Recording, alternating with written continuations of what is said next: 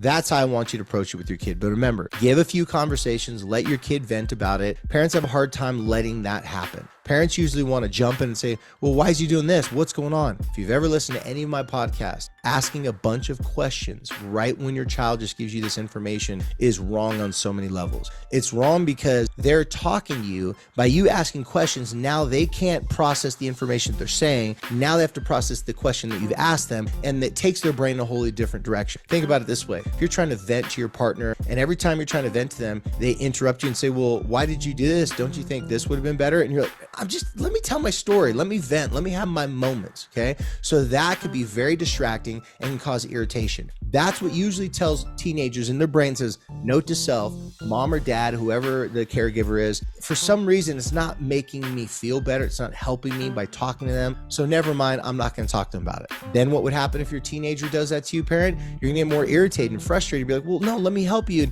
And then you're going to try to press for more information. So don't lead off with a bunch of questions. And then once you start asking the questions, it has to be after a couple different times of letting them vent about it, with you not giving any advice, any information, saying anything whatsoever.